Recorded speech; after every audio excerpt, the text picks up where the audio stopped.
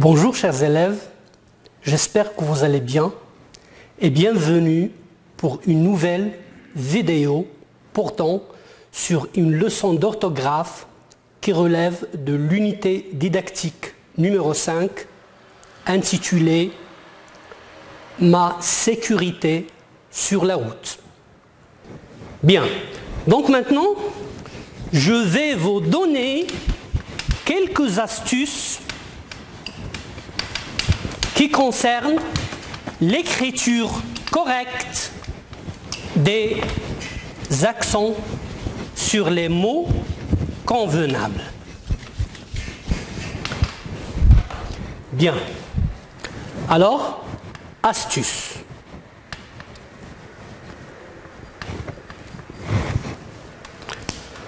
Premièrement, pour l'accent aigu. Pour l'accent aigu. Bien. Donc, on va mettre l'accent aigu sur la lettre E, surtout sur la lettre E, hein, dans 4 cas. Le premier cas, c'est lorsque la syllabe suivante,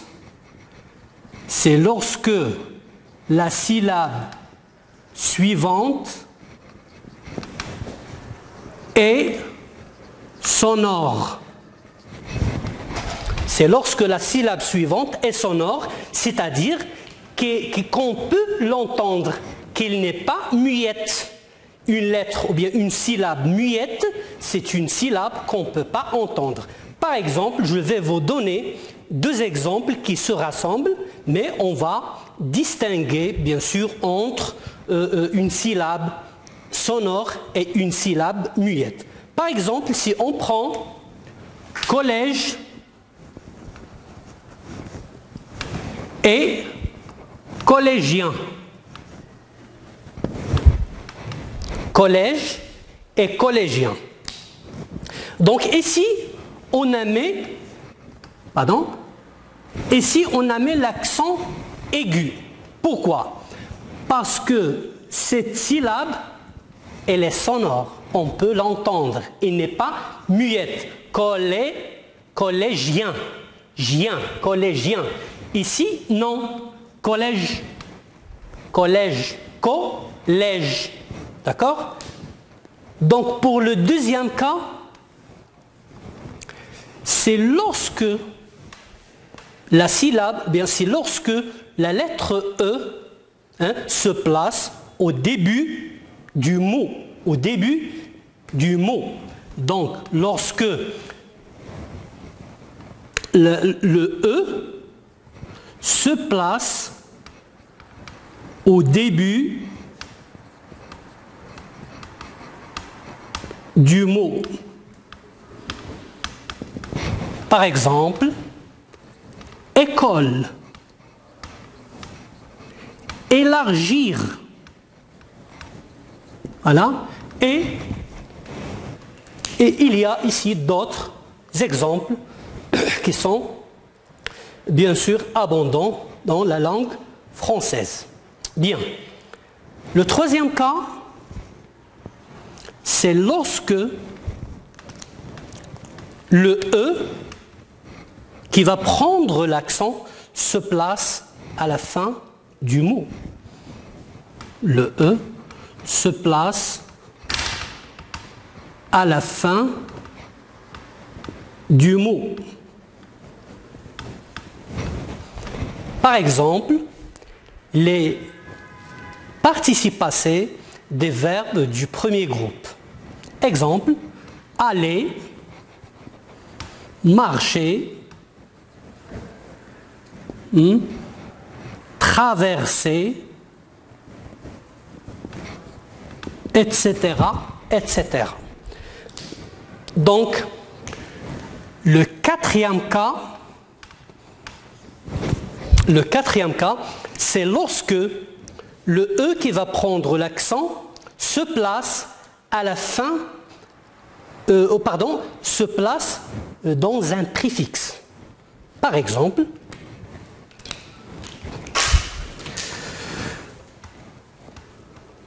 le E se place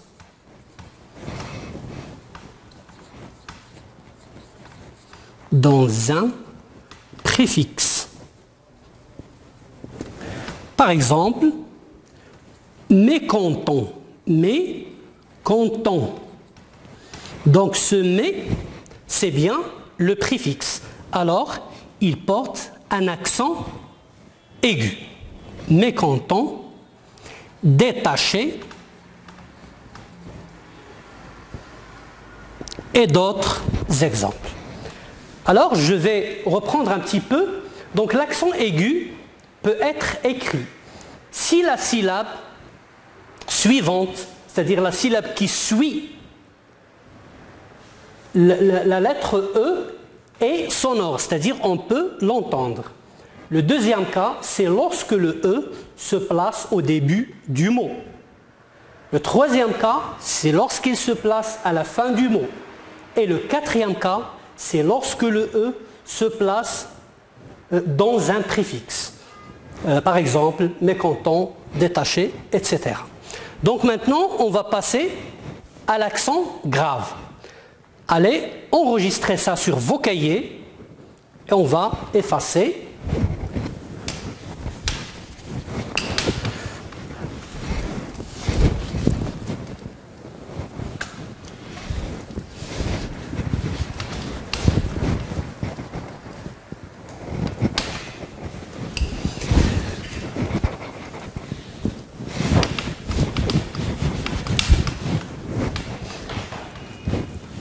Bien, donc le deuxième astuce pour l'accent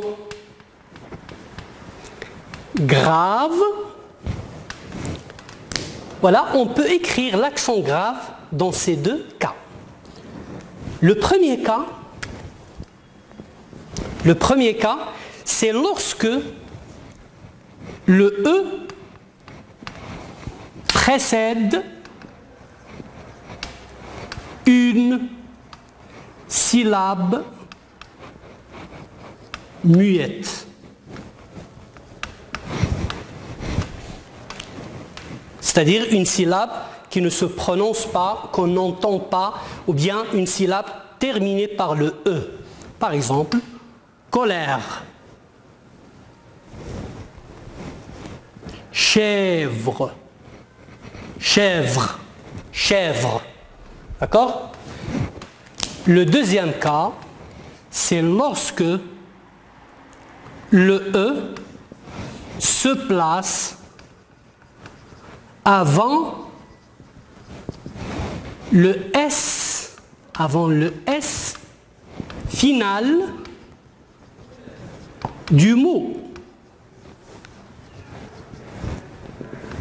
Le S final du mot. Je dis bien le S final. Je ne parle pas de S du pluriel. Bien. Par exemple, prêt, très, etc., etc.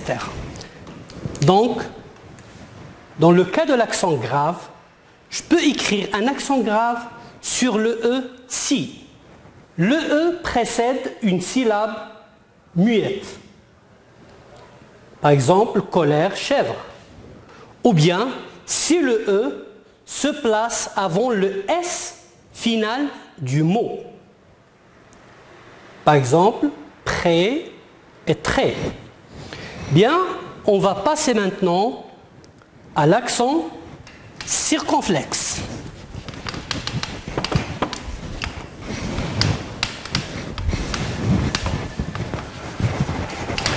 Donc, pour l'accent circonflexe, je vais vous donner une astuce.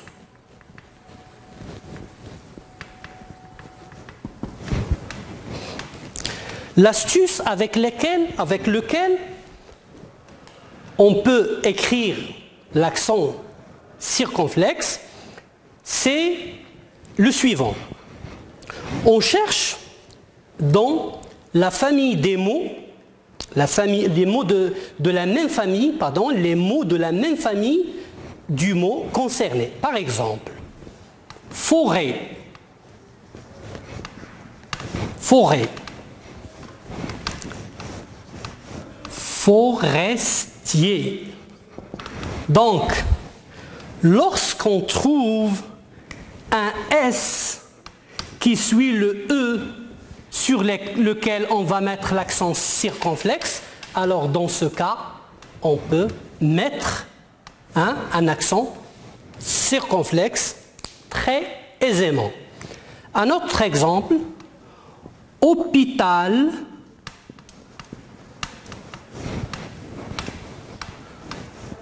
hospitalisé.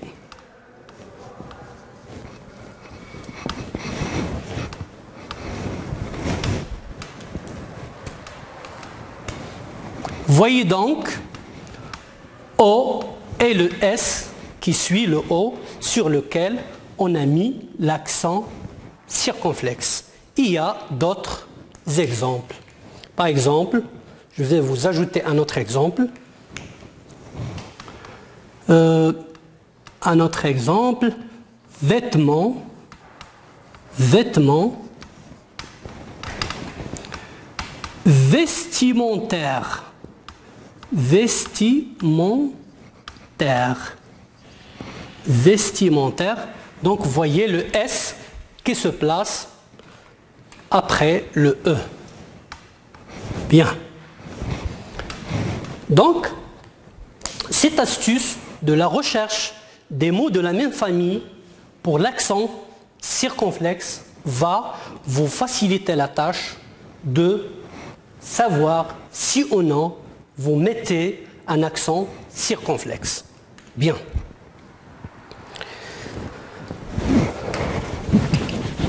Donc maintenant, on est arrivé à la dernière partie de notre cours. Il s'agit bien de la partie 3 qui porte sur qu'est-ce qu'on va retenir de cette leçon. Alors, c'est bien la partie « Je retiens ». Alors, qu'est-ce qu'on doit retenir de cette leçon? On va bien sûr construire tous ensemble la règle ou bien les choses qu'on doit retenir à partir de cette leçon. Donc pour vous aider, je vais vous poser la première question. Alors, combien y a-t-il de types d'accents? Combien y a-t-il de types d'accents? Oui, sans doute, vous dites qu'il y a 3 sortes ou bien 3 types d'accents. Alors, il existe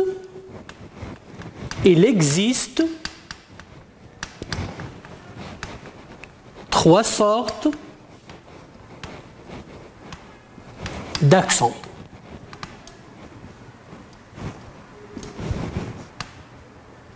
Voilà. Donc, la première, c'est l'accent. Oui, c'est l'accent aigu. C'est l'accent aigu. Des exemples: sécurité,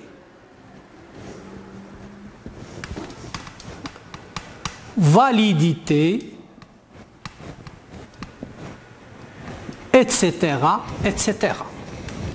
Le deuxième type d'accent, comme on l'a déjà vu, c'est l'accent grave.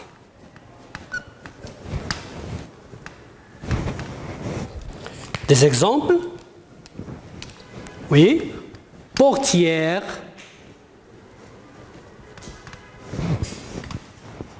arrière, etc., etc. Donc le troisième type est l'accent circonflexe.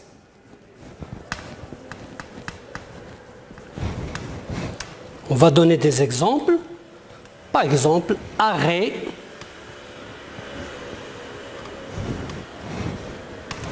tête. D'accord? Arrêt, tête, etc., etc. Bien.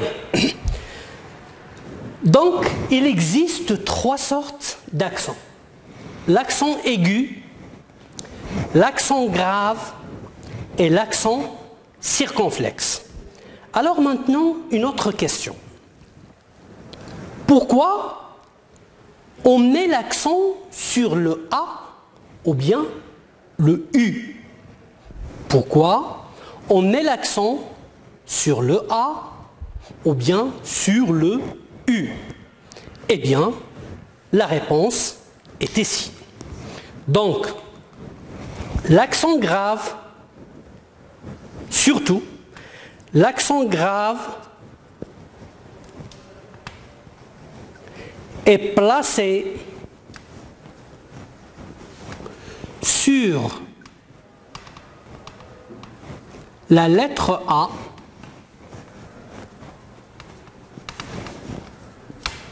bien sûr comme suit.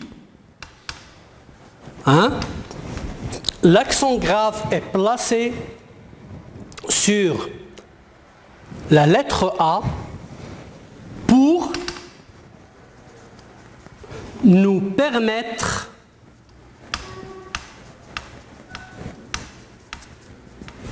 de ne pas confondre le A. C'est quoi ce A?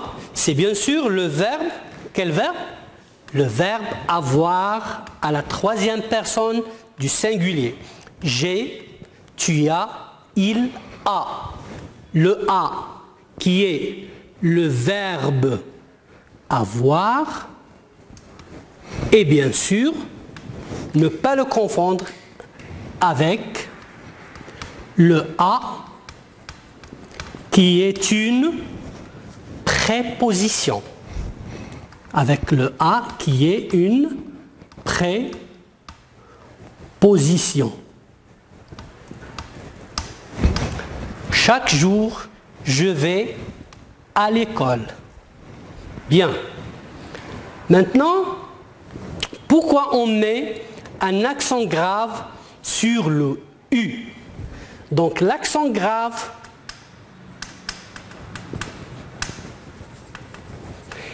est placé sur la lettre ou bien la voyelle U comme ça. Pourquoi? Pour nous permettre de ne pas confondre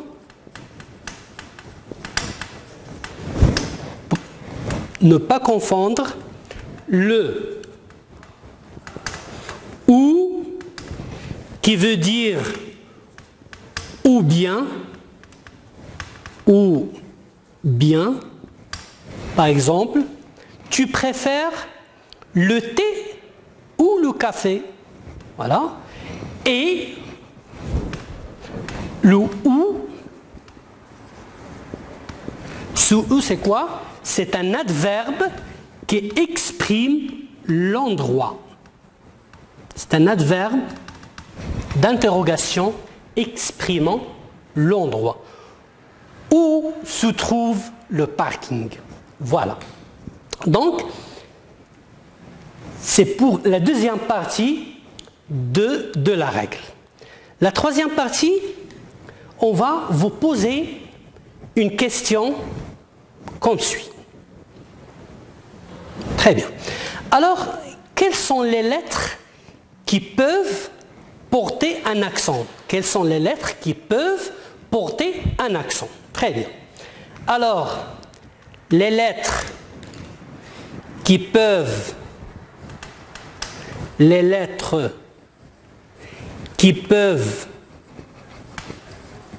porter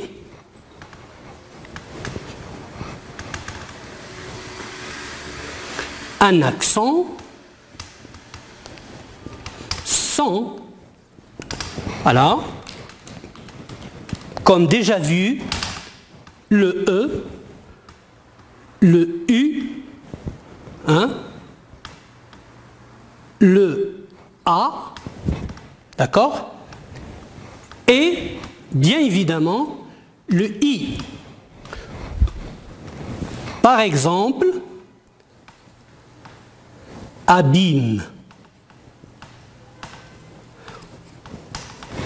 Ou bien tout simplement, lorsqu'on conjugue les verbes au passé simple, on utilise, par exemple, nous finîmes. On l'écrit avec un accent circonflexe. Bien. Donc, finalement, pourriez-vous me citer quelques exceptions de toutes ces règles? Eh bien, on peut citer quelques-unes. Par exemple, donc toutes les voyelles prennent des accents sauf le Y. D'accord? Donc, la seule voyelle, ou bien une voyelle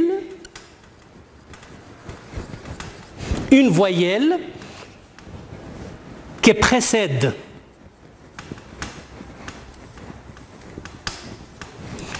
une consonne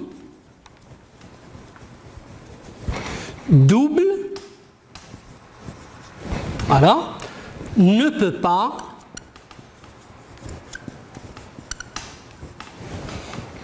porter un accent. Bien. Donc c'est une exception de la règle. Une voyelle qui précède une consonne double ne peut pas porter un accent. Un exemple.